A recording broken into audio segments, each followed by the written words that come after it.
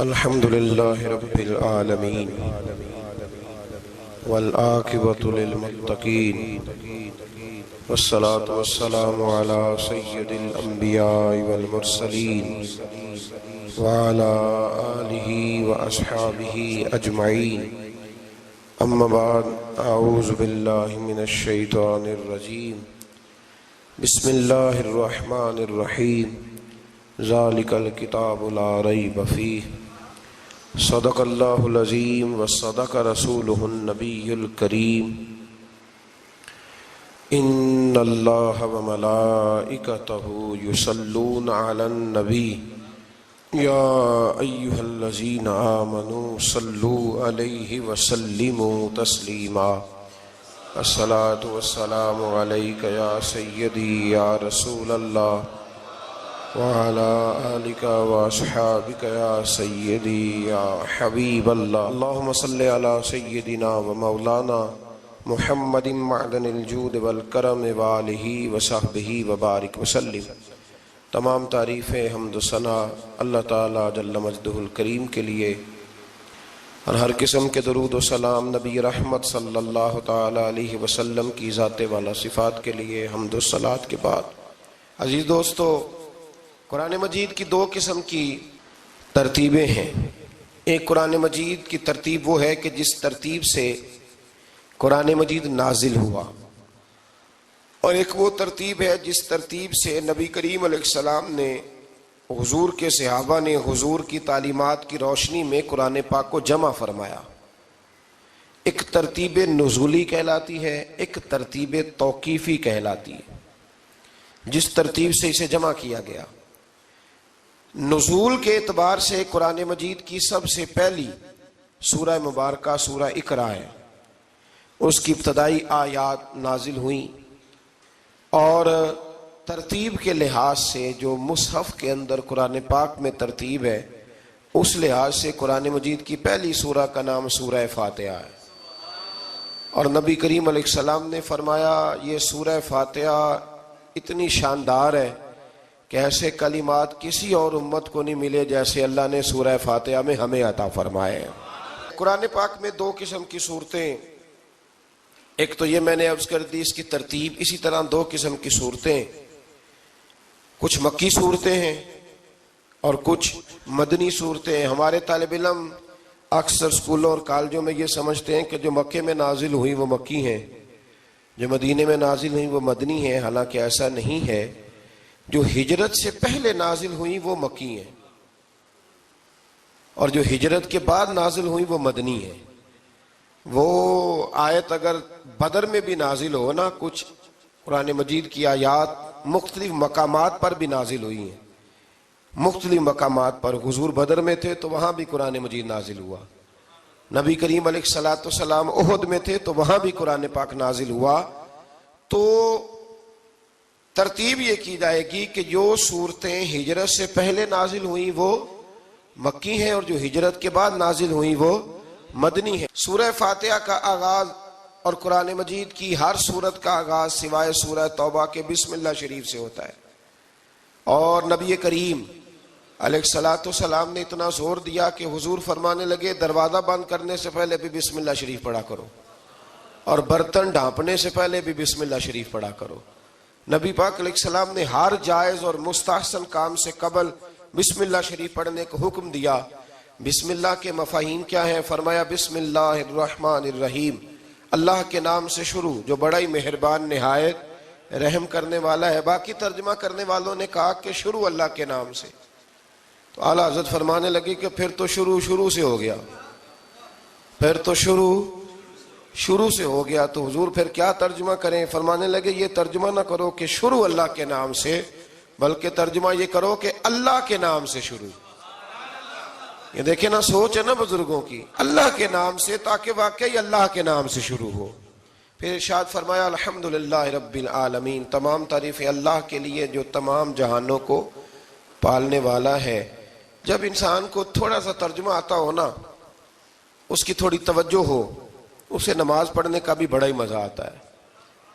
نبی کریم علیہ السلام فرماتے ہیں، رب فرماتا ہے یہ سورہ فاتحہ میرے اور میرے بندے کے درمیان آدھی آدھی ہے۔ آدھی میری ہے آدھی میرے بندے کی ہے. جب وہ کہتا ہے نا مالک یوم الدین تو یہاں تک وہ میری تعریف کرتا ہے. ایاک نعبد و ایاک نستعین تک پہنچتا ہے تو اب میرا اور اس کا آدھا آدھا کام شروع ہو جاتا ہے. پھر آگے میرا بندہ جب مجھ سے دعا مانگتا ہے تو یہ اس کے الفاظ ہیں جو میں اپنے فضل سے قبول فرمایا کرتا ہوں. تو ارشاد فرمایا تمام تعریفیں اللہ کے لیے جو تمام جہانوں کا پالنے والا ہے. الرحمن الرحیم، بڑا ہی مہربان ہے نہایت. یہ رحمان مبالغے کا صیغہ ہے، یعنی اتنا رحم کرنے والا کہ جتنا کوئی اور رحم نہ کر سکے. اس لیے اللہ ہی رحمان ہو سکتا ہے، بندہ کوئی رحمان نہیں ہو سکتا. بندے کو رحیم کہا جا سکتا ہے، نبی پاک رحیم ہے لیکن رحمان نہیں ہے. اس لیے کسی بھی انسان کا نام رحمان نہیں ہو سکتا.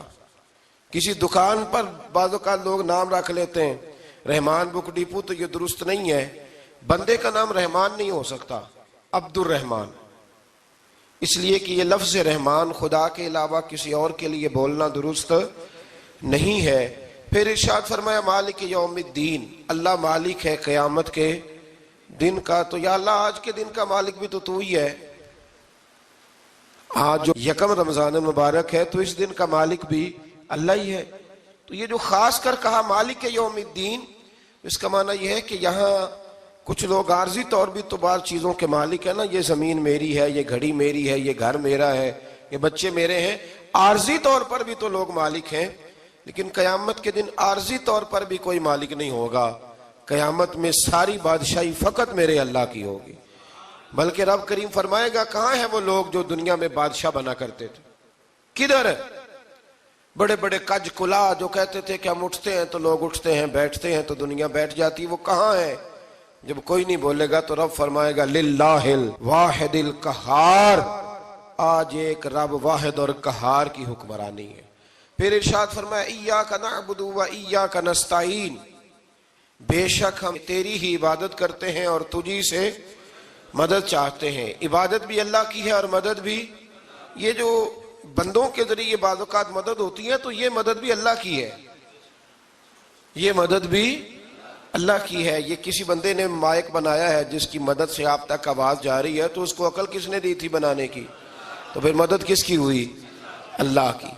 تو دنیا میں کوئی بھی جو مدد کرتا ہے وہ اللہ کے ولی کریں، نبی کرے، پیغمبر کریں، تو وہ مدد کس کی ہے؟ اللہ کی. اس لیے کہ وہ ذاتی طور پر کچھ بھی نہیں کر سکتے. اگر اللہ انہیں توفیق نہ دے وہ کسی کی مدد نہیں کر سکتے. تو ایاک نعبد و ایاک نستعین، ہم تیری ہی عبادت کرتے ہیں، تجھی سے مدد چاہتے ہیں. اہدنا الصراط المستقیم، اے اللہ ہمیں سیدھا راستہ دکھا. کون سا راستہ سیدھا ہے؟ کون سا راستہ سیدھا ہے؟ تو اللہ نے خود ہی فرمایا ایسے ہی نہ بھٹک جانا، راستہ سیدھا وہ ہے صراط الذین انعمت علیہم، ان لوگوں کا راستہ سیدھا ہے جن پر اللہ نے انعام فرمایا ہے. اور وہ کون ہے؟ قرآن مجید نے خود فرمایا انعم اللہ علیہم من النبیین والصدیقین والشہداء والصالحین. وہ نبی ہیں، صدیق ہیں، شہید ہیں اور نیک لوگ ہیں. فرمایا اپنی مرضی کے راستے پہ چلو گے تو بھٹک جاؤ گے. رب کی بارگاہ میں سوال کرنا کہ وہ تمہیں نبیوں کے، صدیقوں کے، شہیدوں کے اور نیک لوگوں کے راستے پہ چلائے. غیر المغضوب علیہم ولا الضالین، نہ ان لوگوں کے راستے پہ چلا جن پر تیرا غضب ہوا، اور نہ ان کے راستے پہ چلا جن پر تو ناراض ہوا، جنہیں تو نے گمراہ کیا. ان لوگوں کے راستے پہ نہ چلا بلکہ ان لوگوں کے راستے پہ چلا جن پر تیرا انعام ہوا. یہ جو لوگ ہیں نا مغضوب علیہم ولا الضالین، ایک گروہ یہودیوں کا ہے اور ایک عیسائیوں کا ہے. کہا جا رہا ہے یا اللہ نہ یہودیوں کے راستے پہ چلا اور نہ عیسائیوں کے راستے پہ چلا، ہمیں تو ابو بکر صدیق کے راستے پہ چلا، ہمیں تو عمر فاروق کے راستے پہ چلا، عثمان غنی، مولا علی اور جناب ابو ہریرہ کے راستے پہ چلا. اب یہ سورہ فاتحہ کا تو میں نے مکمل ترجمہ عرض کیا. سورہ بقرہ یہ قرآن مجید کی سب سے بڑی سورہ ہے. ایک حدیث اس کی فضیلت پہ سن لے. نبی کریم علیہ السلام نے فرمایا جس گھر میں سورۃ بقرہ پڑھی جائے نا، فرمایا جن کیا وہاں سے تو شیطان بھی بھاگ جاتا ہے. سورہ بقرہ گھروں میں پڑھیں، یہ سب سے بڑا تعویذ ہے. اگر گھر میں جنات ہوں، کوئی آسیب ہوں، اور یہ وہ والا تعویذ ہے جو مدینے والے رسول نے عطا فرمایا ہے. یہ سب سے بڑی سورہ ہے. مفسرین فرماتے ہیں اگر کوئی استدلال کی قوت رکھتا ہو تو ایک 100 چیز کا اللہ نے حکم دیا ہے، بلکہ امام اعظم فرماتے ہیں 100 تھوڑی ہے، میری نظر سے پڑھو تو 1000 چیزوں کا حکم دیا ہے، 1000 سے منع کیا ہے، اور 1000 قسم کی نصیحتیں اللہ کریم نے سورہ بقرہ کے اندر فرمائی ہیں. اس سورہ مبارکہ کا جو پہلا رکوع ہے نا، اس میں جو سب سے پہلی آیت ہے وہ ہے الف لام میم. ان کو کہتے ہیں حروف مقطعات. پہلا لفظ ہی جب کوئی قرآن مجید کا پڑھتا ہے نا، بہت بڑا عالم فاضل، بہت بڑا محدث، تو اسے یہ کہنا پڑتا ہے کہ میں نہیں جانتا، اللہ جانتا ہے یا اللہ کا رسول جانتا ہے. الف لام میم کا معنی ہم نہیں جانتے، اللہ جانے یا اللہ کا رسول جانے، یا جس کو وہ دونوں بتا دیں وہ جانتا ہے، ورنہ یہ اللہ اور اس کے رسول کا راز ہے. یہ آگے ارشاد فرمایا ذالک الکتاب لا ریب فیہ، یہ وہ عظیم کتاب ہے جس میں شک کی کوئی گنجائش نہیں ہے. ھدی للمتقین، یہ ہدایت ہے پرہیزگاروں کے لیے. سوال یہ ہوتا تھا کہ یا اللہ جو متقی پرہیزگار ہیں وہ تو پہلے ہی ہدایت پہ ہیں، تو قرآن بھی اگر انہیں ہدایت دے گا تو پھر جو گناہگار ہیں ان کی ہدایت کہاں ہے؟ تو اس آیہ مقدسہ کا معنی مفسرین نے یہ بیان فرمایا ہے کہ مطلب اس کا یہ ہے کہ قرآن ہدایت دیتا سب کو ہے، لیکن اس سے ہدایت حاصل متقی لوگ کرتے ہیں. بارش برستی ہے نا سب جگہوں پہ، لیکن اگر کسی نے فرش کرایا ہو، ٹائلیں لگوائی ہو، تو وہاں پھل پھول اگ سکتے ہیں، سبزہ اگ سکتا ہے. اس کے لیے زمین کا زرخیز ہونا شرط ہے. قرآن مجید سب کو ہدایت دیتا ہے، لیکن قرآن مجید سے ہدایت لیتے وہ ہیں جنہیں اللہ نے تقوی والا دل عطا فرمایا ہے، ڈرنے والا دل دیا. آگے جو آیات ہیں نا 5، ان میں اللہ تبارک و تعالی نے متقی لوگوں کی فضیلت بیان کی ہے، نشانیاں بیان کی ہیں کہ وہ کون ہوتے ہیں. ان میں پہلا ارشاد فرمایا کہ متقی وہ ہوتا ہے جو غیب پہ ایمان لے آتا ہے، اس چکر میں نہیں پڑتا کہ آنکھوں سے دیکھوں گا تو مانوں گا. اور دوسرا فرمایا متقی وہ ہوتا ہے جو نماز قائم کرتا ہے اور اللہ کے دیے ہوئے رزق سے اللہ کے راستے میں خرچ کرتا ہے. اور تیسرا فرمایا متقی وہ ہوتے ہیں کہ محبوب جو قرآن ہم نے آپ پہ نازل کیا اس پر بھی ایمان لاتے ہیں، اور جو آپ سے پہلے نازل کیا گیا اس پر بھی ایمان لاتے ہیں، یعنی تورات کو، زبور کو، انجیل کو، اس کو بھی وہ مانتے ہیں. اور پھر اللہ کریم نے فرمایا اولئک علی ھدی من ربہم واولئک ھم المفلحون. یہ جو لوگ ہیں نا غیب پر ایمان لانے والے، نماز پڑھنے والے، زکوٰۃ دینے والے، پچھلی کتابوں کو بھی ماننے والے، نبیوں کو بھی ماننے والے، اور رسول پاک پر ایمان لانے والے، فرمایا یہ وہ لوگ ہیں جو اللہ کی طرف سے ہدایت پر ہیں، اور یہ وہ لوگ ہیں جو دنیا میں بھی کامیاب ہو جائیں گے اور آخرت میں بھی کامیاب ہو جائیں گے. پھر آگے نا اللہ تبارک و تعالی نے کفار کا ذکر فرمایا ہے 3 آیات کے اندر. مومن کے بعد دوسرا درجہ کس کا ہے ذکر میں؟ کافر کا. پہلے بات ہوئی 5 آیات میں مومنوں کی، اب 3 آیات میں ذکر کیا گیا پکے کافروں کا. مومن وہ ہوتا ہے زبان سے بھی اللہ اور اس کے رسول کو مانے، ان کی لائی ہوئی چیزوں کو مانے اور دل سے بھی تسلیم کرے. اور کافر وہ ہوتا ہے کہ جو نہ زبان سے مانتا ہے اور نہ ہی دل سے تسلیم کرتا ہے. پھر اللہ تبارک و تعالیٰ نے 13 آیات کے اندر 3 آیتوں میں کافروں کا ذکر کیا، اور 13 آیات کے اندر پھر منافقین کا ذکر فرمایا ہے. منافق اس کو کہتے ہیں، منافق اس کو کہتے ہیں جو زبان سے تو دعوے اونچے اونچے کرتا ہے ایمان کے، لیکن اس کے دل میں ایمان موجود نہیں ہوتا.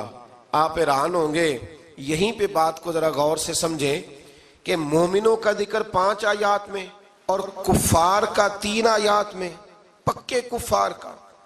اور منافقین کے لیے اللہ نے اگلے ہی رکوع میں 13 آیات بیان فرمائی. 13.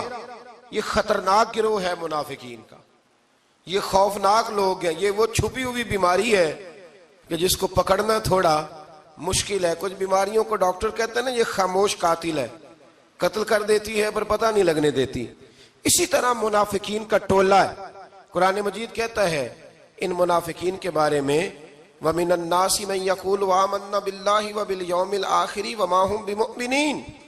اے محبوب کچھ لوگ کہتے ہیں ہم اللہ اور آخرت پر ایمان لائے، لیکن وہ ایمان لانے والے نہیں ہیں. تو جب رب کہتا ہے نہیں ہے، آج کسی کو کہہ دیا جائے نا کہ وہ بندہ جھوٹا کلمہ پڑھتا ہے، اس کی باتیں نہیں بتاتی، تو کہتے ہو آپ ایک کلمہ گو کو برا کہہ رہے ہیں. تو یہاں تو اللہ ان کے کلمے کا بھی اعلان فرما رہا ہے اور ان کے نفاق کا بھی اعلان 13 آیات میں. اور رب فرماتا ہے یخادعون اللہ والذین آمنوا وما یخدعون الا انفسهم وما یشعرون. فرمایا وہ اللہ کو دھوکہ دینا چاہتے ہیں مومنوں کو، حالانکہ نہیں دھوکہ دیتے مگر اپنی ہی جانوں کو، انہیں شعور ہی نہیں. اللہ تبارک و تعالیٰ نے 13 آیات کے اندر مکہ مکرمہ میں منافق کوئی نہیں تھا جب تک حضور نے ہجرت نہیں کی تھی. کیوں؟ اس لیے کہ وہاں جو کلمہ پڑھتا تھا اسے مار کھانی پڑتی تھی. تو کسی کو کیا مصیبت پڑی تھی؟ جھوٹا کلمہ پڑھ کے مار کھائے. مدینے میں جب اسلامی حکومت قائم ہو گئی نا تو کچھ لوگوں نے اسلامی حکومت سے فائدہ لینے کے لیے جھوٹے موٹے کلمے پڑھ لیے، اندر کفر رکھتے تھے، اوپر سے اظہار اسلام کرتے تھے. تو رب فرماتا ہے کہ ان کا یہ ایمان قابل قبول نہیں ہے. تو یا اللہ پھر کس کا ایمان قابل قبول ہے؟ تو اللہ کریم نے فرمایا وَإِذَا قِيلَ لَهُمْ آمِنُوا كَمَا آمَنَ النَّاسُ، جب ان سے کہا جاتا ہے نا اس طرح ایمان لاؤ جس طرح دوسرے لوگ لائے، یعنی ابو بکر صدیق کی طرح ایمان لاؤ، عمر فاروق کی طرح ایمان لاؤ، عثمان غنی کی طرح، مولا علی کی طرح، بلال حبشی کی طرح، تو کیا جواب دیتے ہیں؟ قالوا انؤمن كما آمن السفهاء، کیا اس طرح ایمان لائے جس طرح یہ بیوقوف ایمان لائے؟ الا انہم هم السفهاء، اللہ فرماتا ہے خبردار بے شک وہی بیوقوف ہے، ولکن لا يعلمون، لیکن انہیں اس کا علم نہیں ہے. وہ کہا کرتے تھے کہ یہ تو بیوقوف ہے معاذ اللہ. ابو بکر صدیق نے سارا ہی مال دے دیا نبی پاک کو، عمر فاروق نے آدھا دے دیا، مولا علی نے سارا کچھ حضور کے نام کر دیا، عثمان جو کماتے محنت کے ساتھ وہ سارا وہاں جا کے پیش کر دیتے، تو بیوقوفی ہے. آج بھی کچھ لوگ کہتے ہیں کلمہ پڑھنا چاہیے سیدھا سیدھا. یہ کیا بات ہو گئی؟ کیا بندہ مسیتڑ ہی ہو جائے؟ کاروبار بھی تو کرنا ہے نا، نماز روزہ بھی، تو بیوقوفی ہے. اللہ جواب دیتا ہے، فرمایا الا انہم هم السفہاء، خبردار بیوقوف تو تم ہو کہ میرے محبوب کی شریعت کا، دین کا، روحانیت کا سورج چمک رہا ہے اور تم نے فیض ہی کوئی نہیں حاصل کیا. تو میرے بھائیوں، صحابہ کا ایمان وہ ایمان ہے، اہل بیت نبوت کا وہ ایمان ہے کہ اللہ کو ایمان بھی وہ والا پسند ہے جو حضور کے غلاموں جیسا ایمان ہو. اللہ تبارک و تعالیٰ نے منافقین کا ذکر فرمایا تو پھر اللہ کریم نے فرمایا یہ تو وہ بیوقوف لوگ ہیں اس آدمی کی طرح جو آگ جب پوری جلا لیتا ہے نا روشنی پھیل جاتی ہے تو پھر اللہ اس کا نور لے جاتا ہے. انہوں نے بھی چلاکیاں کر کے تھوڑا سا ماحول بنایا تھا تو اللہ نے ان کے سارے پردے کھول دیے. ان کے پاس کچھ باقی بچا، ان کے پردے کھول گئے. رسول کریم علیہ السلام کی بارگاہ میں نا ایک دن ان منافقین نے شرارت کر دی. منافقین نے شرارت کیا کی؟ جب حضور صلی اللہ علیہ وسلم نے فرمایا نا پوچھو جو پوچھنا ہے، تو امام راضی کہتے ہیں یہ پیچھے نمازیں پڑھتے تھے، یہ 313 تھے حضور کے پیچھے.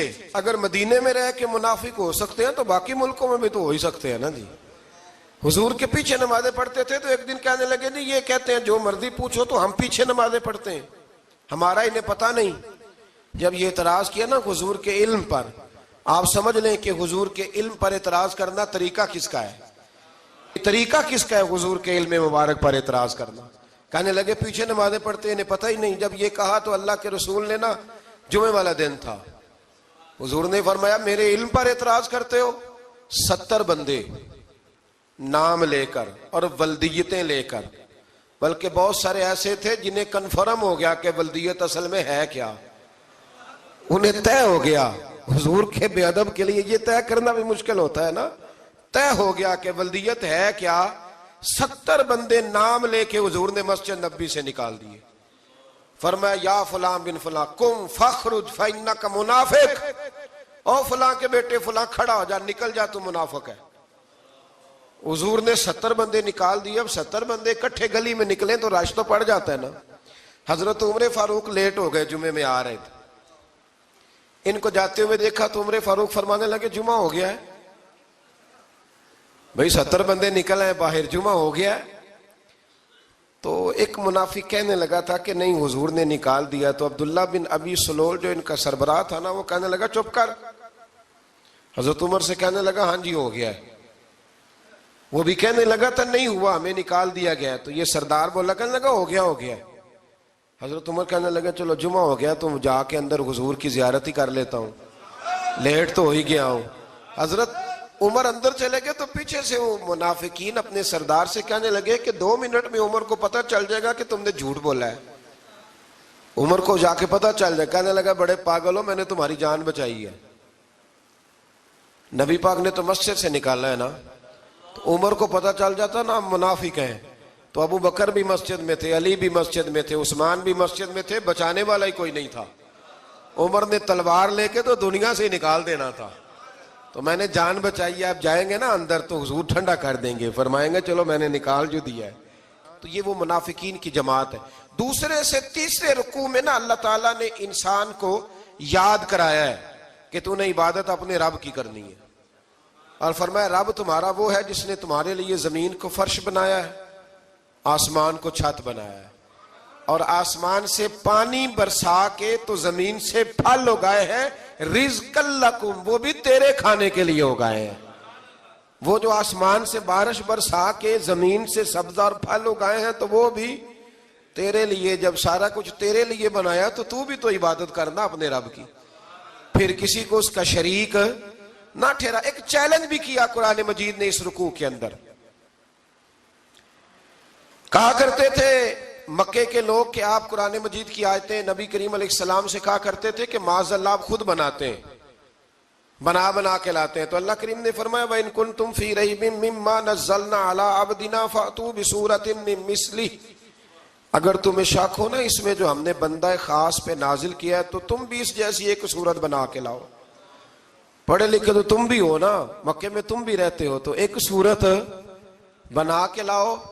قرآن مجید ہم سے چھینا گیا ہے سازش کے تحت، اس لیے کہ جس قوم کو قرآن آ جاتا ہے نا پھر کوئی کافر اس کا مقابلہ نہیں کر سکتا۔ دیکھیں نا اگر کافروں کے پاس جواب ہوتا قرآن پاک کا تو بدر اور احد میں نا کوئی آیت بنا کے لاتے، قرآن کے مقابلے کی تلواریں لے کے نہ آتے، ان کے پاس جواب ہی نہیں تھا۔ اور قیامت تک کسی کافر کے پاس قرآن مجید کا کوئی جواب، قرآن کا کوئی جواب، قسم اللہ کی جواب کوئی نہیں، قرآن کا اس کا کوئی جواب نہیں۔ کیا بات ہے قرآن پاک کی۔ وہ ایک دفعہ مسلمہ کذاب بے ایمان کہنے لگا میں نے بنا لیا ہے قرآن پاک کا جواب، معاذ اللہ۔ جواب کیا بنایا؟ وہ سورت ہے نا القاریۃ ما القاریۃ وما ادراک ما القاریۃ، کھڑکھڑانے والی کیا ہے، کھڑکھڑانے والی تمہیں کیا پتا کیا ہے کھڑکھڑی، قیامت کا ذکر ہے۔ کہنے لگا میں نے اس جیسی صورت بنا لیا، تو کیا بنایا؟ الفیل مل فیل وما ادراک ما الفیل، کہنے لگا ہاتھی، تمہیں کیا پتا کیا ہاتھی، تم کیا جانو کیا ہاتھی۔ تو پاس جو اس کے اپنے بیٹھے تھے نا چیلے، کہنے لگے چپ کر جا، سارے زمانے کو پتا ہے ہاتھی کیا ہوتا ہے۔ تو پاگل ہے، اس کے 2 کان ہوتے ہیں، ایک سونڈ ہوتی ہے، 4 اس کے پیر ہوتے ہیں۔ بیوقوف آدمی قرآن کا مقابلہ کرنا ہے تو کچھ چج کے ساتھ کر، پاگلوں کی طرح مقابلہ کرے گا، جوتے کھائے گا بھی ہمیں بھی پڑھوائے گا۔ تو قرآن مجید کا کوئی مقابلہ کر سکا؟ تو اس آیہ مبارکہ میں اللہ نے کافروں کو یہ کہا اگر مقابلہ نہیں کر سکتے تو پھر اللہ سے ڈرو، ورنہ دوزخ میں ڈالے جاؤ گے، وہ جس کا ایندھن آدمی اور پتھر ہے، اور بنائی بھی کافروں کے لیے گئی ہے۔ اعدت للکافرین، جہنم کس کے لیے بنائی گئی ہے؟ کافروں اور منافقوں کے لیے۔ مسلمانوں کے لیے بنائی گئی، مسلمان مرضی سے چھلانگے لگائیں تو ان کی موج ہے، ورنہ ان کے لیے جہنم، ان کے لیے اللہ نے جنت بنائی ہے۔ اور یہ بات کرتے ہی رب کریم نے فرمایا اے محبوب علیہ السلام مومنوں کو خوشخبری دے دیں کہ اللہ نے ان کے لیے جنت بنائی ہے، اس میں باغات ہیں، انہیں رزق دیا جائے گا کھانے کے لیے، اور اس میں انہیں پاکیزہ بیویاں دی جائیں گی، اور پھر وہ اس میں ہمیشہ رہیں گے، انہیں اس سے نکالا نہیں جائے گا۔ آگے جو آیات کریمہ ہے نا اس کے اندر اللہ تبارک و تعالیٰ نے فرمایا ہے کہ اللہ حیا نہیں کرتا سمجھانے کے لیے مچھر کی مثال بھی دینی پڑے۔ فرمایا قرآن سے کچھ لوگ ہدایت حاصل کرتے ہیں اور کچھ گمراہ ہو جاتے ہیں۔ جب لوگ اپنی مرضی کی تشریحات چاہتے ہیں تو گمراہ ہوتے ہیں، اور جب قرآن کو رسول اللہ صلی اللہ علیہ وسلم اور امت مسلمہ کی تشریحات کی روشنی میں سمجھتے ہیں تو پھر اللہ ہدایت عطا فرماتا ہے۔ پھر اللہ تبارک و تعالیٰ نے آگے ارشاد فرمایا حضرت آدم کی پیدائش کا واقعہ۔ کچھ مفسرین نے لکھا اللہ نے مشورہ کیا تھا فرشتوں سے، وَإِذْ قَالَ رَبُّكَ لِلْمَلَائِكَةِ إِنِّي جَاعِلٌ فِي الْأَرْضِ خَلِيفَةً لیکن کچھ مفسرین کہتے ہیں کہ اللہ کو ضرورت نہیں فرشتوں سے مشورہ کرنے کی. اللہ نے فرشتوں سے مشورہ نہیں کیا، بلکہ رب نے انہیں آگاہ فرمایا تھا کہ میں لگا ہوں زمین پہ اپنا نائب بنانے، میں خلافت دینے لگا ہوں زمین پہ. اب یہ تو دینے والی کی مرضی ہے نا اس نے کس کو دینی ہے، یہ تو دینے والے کی مرضی ہے نا اس نے. تو کچھ لوگ کہتے ہیں کہ دینے والے سے زیادہ ہمیں پتہ ہے. تو فرشتوں کو بھی یہ اجتہادی خطا ہو گئی، کہنے لگے یا اللہ اسے نہ بنانا، یہ فساد کرے گا، یہ خون ریزیاں کرے گا. تو اللہ نے فرمایا جو میں جانتا ہوں وہ تم. اللہ اکبر. امام راضی فرماتے جب رمضان آتا ہے تو اللہ فرشتوں سے کہتا ہے ذرا یہ کھول کے دروازے دیکھو نا یہ زمین پہ کیا کر رہے ہیں. تم تو کہتے تھے فساد کریں گے اور یہ سارے تراویحاں پڑھ رہے ہیں. تم تو گویا کہتے تھے فساد کریں گے اور یہ تو دیکھو گویا رمضان کے روزے رکھ رہے ہیں، یہ تو میری یاد میں نکلے ہوئے. تم کچھ کہتے تھے اور دیکھو میں نے تمہیں کہا تھا نا جو میں جانتا ہوں وہ تم. اللہ نے پھر حضرت آدم علیہ السلام کو تمام زمانے کے علوم عطا کیے، علم سکھا لیا. تو فرشتوں سے کہا تم بھی ان چیزوں کے نام بتاؤ، تو وہ بتا سکے نہیں. اللہ نے فرمایا اب اس طرح کرو آدم کو سجدہ کرو. سب نے سجدہ کیا سوائے. وہ کہنے لگا یا اللہ صرف تجھے ہی کرنا ہے. کرنا بھی صرف اللہ کو چاہیے، پر رب کے آگے بھی جھکنا چاہیے، اور جس کے سامنے رب جھکائے نا وہاں بھی. اور یہ جو عاجزی ہے نا، یہ جو جھکنا ہے، یہ علم کے آگے ہے. ہماری مصیبت یہ ہے کہ ہم علم کے آگے بھی گردن جھکانے کو تیار نہیں ہوتے، وہاں بھی ہم خود عالم فاضل بن جاتے ہیں. تو فرمایا کہ سب سے کہا سجدہ کرو، سب نے سجدہ کیا سوائے ابلیس کے. تو پھر ہوا کیا وکان من الکافرین، وہ کافروں میں سے ہو گیا. پھر اللہ نے حضرت آدم کو اور جناب حوا کو نا مقام دے دیا جنت میں رہنے کے لیے، اور کہا سارا کچھ کھانا، درخت کے قریب نہ جانا. ابھی آپ کسی سے کہہ دیں تھوڑا سا کہ پیچھے نہ دیکھنا، یعنی اگر میری سمجھ لیں ادب کی وجہ سے کوئی 1.5-2 منٹ یا 6 منٹ نہیں بھی نہ دیکھے گا تو سوچے گا ضرور کہ پتہ نہیں اب پیچھے کیا ہے، مصیبت کیا ہے. یعنی آپ کہہ کے دیکھ لیں کسی کو، پیچھے نہ دیکھنا. فطرت ہے نا انسان کی، وہ جستجو کرتا ہے. کہا اس درخت کے پاس نہ جانا. تو حضرت حوا سلام اللہ علیہ کہتے ہیں دل میں خیال رہتا تھا کہ آخر ہے کیا درخت کے پاس. یہی انسان کا عقیدہ توحید ہے کہ جہاں سے رب منع کر دے وہاں وہ منع ہو جائے. اور یہ ان کی خطا نہیں تھی، یہ اللہ کی حکمت تھی، چونکہ رب نے تو پہلے کہہ دیا تھا بنایا ہی زمین کے لیے، تو یہ تو سارا کچھ ہونا تھا تو زمین پہ آنا تھا نا. تو حضرت حوا اور جناب آدم کے پاس شیطان آیا. اب اس کو نکال تو دیا تھا پر ابھی اس کا جنت میں آنا جانا بند نہیں ہوا تھا، یہ بھی اللہ کی حکمت تھی. تو وہ کہنے لگا تمہیں پتہ ہے بعد میں مر جاؤ گے. تو حضرت حوا کہنے لگی کیا موت بھی آئے گی؟ کہاں، اس کی تکلیف بھی بڑی ہوگی، تو پھر بچیں گے کیسے؟ تو کہنے لگے پھل کھا لو اس درخت کا. تو بچنے کے لیے پھل کھایا تھا. جس طرح لوگ آج بہت سارے کام بچنے کے لیے کرتے ہیں پر بچ سکتے، بچنے کے لیے پھل کھایا. تو اللہ نے فرمایا زمین پہ چلے جاؤ. تو حضرت آدم زمین پہ آئے. پھر کئی 100 سال روتے رہے. فَتَلَقَّى آدَمُ مِن رَبِّهِ کلمات. تو پھر اللہ نے خود ہی جناب آدم کو کچھ کلمے سکھائے. علامہ اسماعیل لکی فرماتے ہیں وہ کلمے یہ تھے کہ حضرت آدم نے میرے نبی کا وسیلہ پیش کیا، تو اللہ کریم نے جناب آدم کی دعا کو مقبول فرما لیا. پھر آگے بنی اسرائیل کا ذکر آ جاتا ہے. اللہ تعالیٰ نے بنی اسرائیل، آج آپ اسی قوم کو یہودی کہتے ہیں، ان کو اللہ نے اس زمانے میں فضیلت عطا کی تھی بہت زیادہ. تو عرب کے اندر جب نبی پاک علیہ السلام نے اعلان نبوت کیا تو کچھ لوگوں نے یہ کہہ دیا کہ اگر یہ یہودی کلمہ پڑھ لیں گے تو ہم بھی پڑھ لیں گے. تو پھر اللہ نے انہیں یاد کرایا کہ تم اصل میں کیا ہو، تمہیں کلمہ پڑھنا چاہیے. تو اہل یہود کا تذکرہ کرتے کرتے رب کریم نے ایک بات یہ بھی ارشاد فرمائی کہ تم لوگوں کو تو کہتے رہے ہو کہ وہ نبی آنے والے ہیں، وہ نبی آنے والے ہیں، اور جب آ گئے ہیں تو ماننے کو تیار نہیں ہو. تو فرمایا تأمرون الناس بالبر وَتَنْسَوْنَ أَنفُسَكُمْ وَأَنْتُمْ تَتْلُونَ الْكِتَابَ. لوگوں کو بھلائی کا حکم دیتے ہو اور اپنے آپ کو بھول جاتے ہو. افلا تعقلون، تمہیں عقل نہیں؟ پھر اللہ نے انہیں یہ بھی یاد کرایا کہ یاد کرو وہ زمانہ کہ جب فرعون نے خواب دیکھ لیا تھا کہ کوئی بچہ اس کی سلطنت کو تباہ کرے گا، تو پھر اس نے تمہارے بچوں کو ذبح کرانا شروع کیا اور تمہاری بیٹیوں کو چھوڑتا تھا. فرمایا یہ بھی تو تم نے دیکھا، میں نے تمہیں پھر تم سے کہا جہاد کرو قوم عمالقہ کے خلاف، تو مقام طیہ میں جا کے یہ لوگ کہنے لگے ہم سے جہاد نہیں ہوتا. اللہ نے انہیں ایک میدان میں قید کر دیا. بڑی دلچسپ بات. قید تو لوگ ہوتے ہیں نا چار دیواری میں, تو اللہ نے بنی اسرائیل والوں کو جب انہوں نے کہا جہاد نہیں کریں گے تو اللہ نے میدان میں قید کر دیا. میدان میں. یہ یاد رکھیں, جب انسان اللہ کی نافرمانی کرتا ہے تو اسے ایسی قید ملتی ہے جس کا اس نے تصور بھی نہیں کیا ہوتا. ایک میدان ہے مقام طیہ, قید ہو گئے. سارا دن سفر کرتے تھے, سارا دن. تو رات کو تھک کے سوتے تھے, صبح اٹھتے تھے نا جب, تو وہیں ہوتے تھے جہاں کل صبح چلے تھے. تو رب جب کسی کو قیدی بناتا ہے تو اسے زنجیروں کی, سلاخوں کی ضرورت. دعا فرمائے اللہ تبارک و تعالی غموں سے نجات عطا فرمائے. یہ دعا فرمائے. ایسی قید دیتا ہے کہ جس سے پھر چھٹکارا ہو سکتا.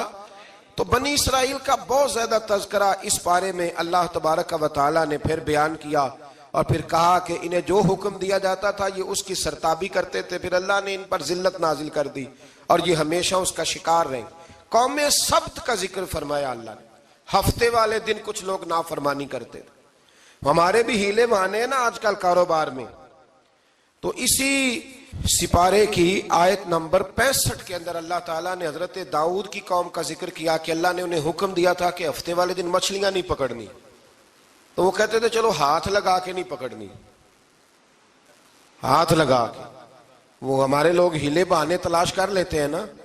وہ بڑے جناب انشورنس والا آ گیا, اب وہ بینک والا آ گیا, وہ فلانے صاحب آ گئے, وہ تروڑ مروڑ کے کہانیاں باتیں, اور پھر ہمیں بھی رستے مل جاتے ہیں بچنے کے. مفتی صاحب نے کہہ دیا تھا ایک مولانا سے میں نے ان کو کہا ہفتے والے دن مچھلیاں نہیں پکڑنی. کا نہیں پکڑتے, چھوٹے چھوٹے حوض بنا لیے. تو مچھلیاں زیادہ آتی تھی اس دن, یہ بھی اللہ کی قدرت تھی. نماز کے وقت گاہک زیادہ آتے ہیں, یہ اس کی قدرت ہوتی ہے. تو وہ مچھلیاں حوض میں جمع ہو جاتی ہیں. یوں سمجھ لیں کہ جال انہوں نے لگا لیے ہوئے تھے, تو جال میں وہ پھنستی رہتی تھی, حوضوں میں آتی رہتی تھی. ہفتے کو نہیں پکڑتے تھے, اتوار کو پکڑ لیتے تھے. تو پھر اللہ نے انہیں سزا دی. فرمایا تماشے کرتے ہو اللہ کے حکم کے ساتھ. کیا سزا دی؟ فَقُلْنَا لَهُمْ كُونُوا قِرَادَةً خَاسِئِينَ. فرمایا بندر بن جاؤ دھتکارے ہوئے. جو رزق حرام طریقے سے کماتے تھے رب انہیں بندر بنا دیتا تھا. ابھی بھی میں نے دیکھے ہیں بڑے بڑے تاجر پاگلوں جیسی زندگی گزار رہے ہیں. نفسیاتی طور پہ سکون نہیں ہے, کروڑوں روپیہ پڑا ہے. کیوں؟ اس لیے کہ رب کے بتائے ہوئے طریقے کے مطابق تجارت نہیں کرتے. آگے ایک اور دلچسپ بات آ گئی. بنی اسرائیل کے اندر نا ایک شخص نے اپنے چچا کو قتل کر دیا جائیداد کے لیے. یہ دیکھیں کب سے لوگ جائیداد کے لیے قتل کرتے آ رہے ہیں. چچا کو قتل کر دیا, اور قتل کر کے حضرت موسیٰ علیہ السلام کے پاس آئے کہ میرے چچا کو کسی نے قتل کر دیا ہے, تو بتائیں کیا کرنا ہے. تو آپ نے فرمایا کہ گائے ذبح کرو, اور اس کا ایک ٹکڑا مقتول کو مارو, مرنے والے کو. وہ خود اٹھ کے بتا دے گا مجھے کس نے قتل کیا ہے. اب ارادہ نہیں تھا گائے ذبح کرنے کا, تو بہانے کرنے لگے. ارادہ نہیں نہ ہوتا تو پھر کیا ہوتے ہیں, کہنے لگے گائے کس طرح کی ہو, بوڑھی ہو کہ بچی ہو, رنگ کیسا ہو, جوان ہو کہ چھوٹی ہو, حال میں ایک دفعہ چلنا سیکھ گئی ہو یا ابھی نہ سیکھی ہو. تو بتاتے گئے تو رب بھی شرطیں بیان کرتا گیا. گہرے زرد رنگ کی ہو, حال کے اندر اسے نہ چلایا گیا ہو, پانی نہ نکالا گیا ہو, نہ بچی ہو نہ جوان ہو, اس کے درمیان ہو. یہ ساری شرطیں کہاں پائی جاتی تھیں؟ حضرت موسیٰ علیہ السلام کی قوم کا ایک شخص تھا جو اللہ کا ولی تھا. وہ جب انتقال کرنے لگا نا, اللہ اکبر, دیکھو رب ولیوں کی اولادوں پر بھی کتنا فضل فرماتا ہے. وہ جب انتقال کرنے لگا تو ایک اس کے پاس چھوٹی سی بچیا تھی, گائے کی بچی. اس نے جنگل میں چھوڑ دی. کہنے لگا یا اللہ میں تیرے نام پہ چھوڑتا ہوں, میرا بچہ جوان ہو جائے تو اسے دے دینا, اور تو سرمایہ ہی کوئی نہیں. بچہ بڑا ہوا تو بچہ بھی بڑا نیک تھا, اپنی ماں کا بڑا فرما بردار تھا. اس کی ماں نے کہا بیٹا تیرے باپ نے ایک گائے چھوڑی تھی. تو بچہ جنگل میں گیا اور جا کے کہنے لگا اے اللہ میری گائے مجھ سے ملا دے. تو رب کریم نے وہ گائے واپس کر دی. وہ گائے گھر لے آیا. اب وہ کہنے لگا اماں بیچ دوں, تو اماں کہنے لگی بیٹا میرے پوچھے بغیر نہ بیچنا. کئی دفعہ گاہک لگے, پر اس نے کہا جب تک میری اماں نہ کہے گی میں بیچوں گا. ادھر بنی اسرائیل والے شرطیں جتنی گائے کے بارے میں پوچھ چکے تھے وہ ساری اسی گائے میں پائی جاتی تھی. تو یہ ڈھونڈتے ڈھونڈتے وہاں پہنچ گئے. تو کہنے لگے گائے چاہیے، تو اس نے کہا بھی تمہاری مرضی سے نہیں، قیمت میری مرضی کی۔ ایک مفسر نے تو یہاں تک لکھا ہے کہ اس نے کہا گائے ذبح کر کے نا، تو جتنا گائے کے اندر گوشت ہوگا نا اتنا ہی کھال کے اندر تم مجھے مال بھر کے دو گے، اتنے ہی سکے بھر کے دو گے، اتنی اشرفیاں بھر کے دو گے، تو پھر تمہیں گائے دوں گا۔ تو پھر یہ گائے انہیں ملی اور یہ گائے لے کر کے آئے۔ زیادہ سوالات نہ کرتے تو زیادہ الجھتے نہ۔ ہم بھی دین کے معاملے میں بڑے سوال جواب کرتے ہیں، اتنا سوال کریں جتنی اس کی ضرورت ہے۔ ان لوگوں نے سوالات زیادہ کیے تو پھر الجھ زیادہ گئے۔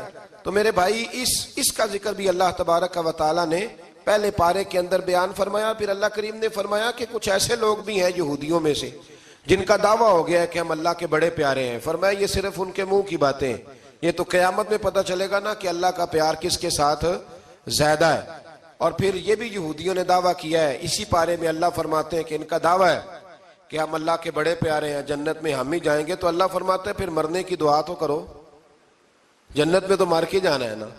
لیکن رب فرماتے ہیں یہ کبھی مرنے کی دعا نہیں کریں گے، اس لیے کہ انہیں پتہ ہے کہ ہم نے آخرت کے لیے کیا بھیجا۔ لیکن جی پہلا حکم آ گیا یا ایھا الذین آمنوا کہہ کے، پہلی آیت قرآن پاک کی پہلے سپارے میں پہلی آیت جس میں اللہ نے کہا یا ایھا الذین آمنوا، تو پہلا حکم آمنوا کہہ کے آیت نمبر 104 میں جو اللہ نے حکم دیا ہے نا وہ نبی پاک کی تعظیم کا حکم ہے۔ پہلا حکم ہی اللہ نے حضور کی عزت اور ناموس کا ارشاد فرمایا۔ پہلا اس ترتیب کے لحاظ سے وہ ہوا یہ کہ جب نبی پاک کو بات ارشاد کرتے تو صحابہ کرام اٹھ کے عرض کرتے رائینا یا رسول اللہ، حضور سمجھ نہیں آئی ذرا رعایت کر دے۔ تو یہودیوں کی عبرانی زبان کے اندر نہ ذرا کھینچ کے پڑھتے تھے رائینا، تو اس کا معنی بنتا تھا معاذ اللہ اے ہمارے چرواہے، بکریاں چرانے والے کو بھی وہ رائینا کہتے تھے۔ تو جب صحابہ یہ کہنے لگے تو اللہ نے منع ہی کر دیا، فرمایا میرے محبوب کے غلاموں اس لفظ کے پیچھے چھپ کے لوگ میرے نبی کی بے ادبی کر جاتے ہیں۔ تو جس لفظ کا کوئی ایک معنی بے ادبی والا بنتا ہو وہ لفظ بھی میرے نبی کے لیے نہ کہو، لفظ وہ والے کہو جس میں کوئی بے ادبی کا معنی نکلے نہ۔ یہاں لوگوں نے بڑے بڑے لفظ نہیں بول دیے، پھر کہتے میرا مطلب یہ تھا، میرا مطلب وہ تھا، تو نے وہ لفظ بولا کیوں جس کا کوئی غلط مطلب بھی نکل سکتا تھا۔ اللہ نے فرمایا یا ایھا الذین آمنوا لا تقولوا رائینا، اے ایمان والو رائینا کہو ہی نہ۔ تو یا اللہ کیا کہیں؟ فرمایا وقولوا انظرنا، تم کہو یا رسول اللہ ایک نظر فرمائیے۔ انداز دیکھیے، انظرنا ایک نظر۔ تو ہمارے بزرگ تو پہلے ہی بڑے پیار والوں نے کہہ دیا یا رسول اللہ انظر حالنا۔ کہتے کہاں سے لاتے ہو جملے؟ میں نے کہا اللہ کی کتاب سے۔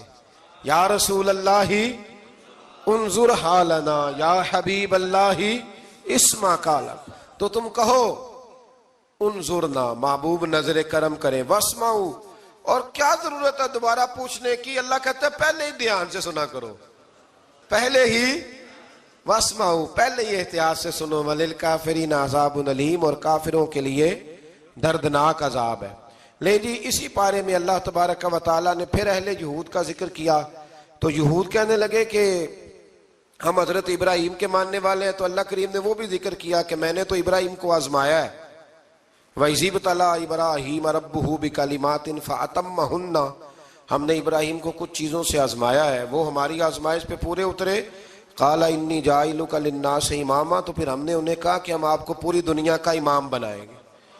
وہ آزمائش کیا تھی؟ آگ میں جانا بھی آزمائش، بیٹے کا نہ ہونا بھی آزمائش، بیٹا ہوا تو پھر اسے وادی غیر ذی زرع ان میں چھوڑ کے آنا بھی آزمائش، بڑا ہوا تو پھر ذبح کرنا بھی آزمائش۔ فرمایا جہاں جہاں آزمایا ہے نا ابراہیم ہماری آزمائش میں پورے اترے۔ فرمایا تو مفت میں حضرت ابراہیم کی اولاد بنتے ہو اور ان کا نام لیتے ہو اور ان کے ساتھ اپنا تعلق بناتے ہو، دیکھو تو صحیح وہ کتنی آزمائشوں سے گزرے۔ تو اس کا بھی اللہ نے اسی میں ذکر فرمایا۔ اور پھر وہ بات کرتے تھے حضرت یعقوب کی اور حضرت اسحاق کی، تو فرمایا وہ تو ہمارے اتنے خاص بندے تھے کہ وصال کے وقت بھی انہوں نے اپنی اولادوں کو نصیحت فرمائی تھی کہ اللہ کی توحید پہ قائم رہنا۔ اس کا ذکر بھی اللہ نے اسی پارے میں بیان فرمایا۔ اور جو حضرت ابراہیم اور جناب اسماعیل نے کعبہ تعمیر کیا تو اس کا ذکر بھی اللہ تعالیٰ نے اسی پارے میں فرمایا جب وہ کعبہ بنا رہے تھے تو کہہ رہے تھے ربنا تقبل منا، کہہ رہے تھے اے اللہ بنا ہم نے دیا ہے پر مہربانی فرما ہم سے قبول فرما لے۔ تو جو آیہ کریمہ آخر میں عرض کرنا چاہتا ہوں اس پر بھی تھوڑی توجہ فرمائیں گے تو بات بڑی نکھر کے باہر آئے گی۔ یہ 16ویں رکوع کے اندر اللہ نے پھر یہود کا اور عیسائیت کا ذکر فرمایا تو اللہ کریم نے ایک بات ارشاد فرمائی، یہودیوں کے ہاں جب کوئی بچہ پیدا ہوتا تھا وہ پیلے رنگ کے ساتھ اس کو رنگتے تھے، یا کوئی خاص رنگ تھا ان کا، بچہ پیدا ہوتا تو اس پر وہ رنگ چڑھاتے کہ یہ جی ہمارے مذہب کا رنگ ہے۔ ہمارے ہاں بھی رسمیں ہیں نا اپنی اپنی، معاذ اللہ اپنی اپنی نہیں ہونی چاہیے، اللہ رسول کا حکم ہونا چاہیے۔ تو یہودیوں کے ہاں بچہ پیدا ہوتا تو ایک خاص رنگ چڑھاتے، عیسائیوں کے ہاں پیدا ہوتا تو وہ بھی ایک خاص رنگ چڑھاتے۔ تو مسلمانوں کے ہاں بچے پیدا ہوئے تو انہوں نے بھی توجہ کی کہ یہ کیا ہو رہا ہے، تو رب کریم نے فرمایا صبغۃ اللہ، رنگ اللہ کا ہی ہے۔ ومن احسن من اللہ صبغہ، اور فرمایا اللہ کے رنگ سے زیادہ خوبصورت کس کا رنگ ہو سکتا ہے؟ اللہ کا رنگ کیا ہے؟ لا الہ الا اللہ محمد الرسول اللہ صلی اللہ علیہ۔ فرمایا نیلے پیلے کالے رنگ نہ چڑھاؤ، اپنے ذہن پر توحید و رسالت کا رنگ چڑھاؤ، یہ سب سے بہترین رنگ ہے۔ اگر تمہارے ذہنوں پر رب رسول کی توحید کا رنگ چڑھ گیا تو یہ وہ والا رنگ ہے، پھر تمہیں کسی اور رنگ کی طرف جانے کی ضرورت نہیں پڑے گی۔ تو فرمایا رنگ وہ پیدا کرو جو توحید کا ہے، رسالت کا ہے، اس رنگ کی توجہ کرو۔ قرآن مجید کے اس پارے میں اللہ کریم نے مختلف باتیں بیان کر کے آخری رکوع میں یہ جو رنگ کا ذکر فرمایا نا، تو یہ لگتا ہے پورے پارے کا خلاصہ ہے کہ رب کریم نے فرمایا اصل بات یہ ہے کہ تمہاری سوچوں پہ رب رسول کی توحید و رسالت کا رنگ ہونا چاہیے۔ ہر وقت بچہ پیدا ہو کوئی دنیا سے جائے تو رنگ کس کا ہونا چاہیے؟ اللہ رسول کے دین کا۔ اللہ تعالی ہمیں سمجھنے کی توفیق عطا فرمائے۔ آخر دعوانا ان الحمدللہ رب العالمین۔ مصطفیٰ مصطفیٰ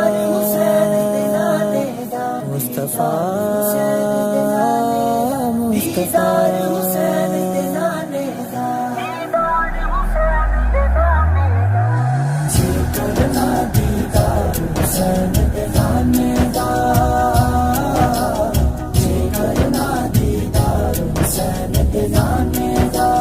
ہو جائے عاشق یار حسین دے نانے دا،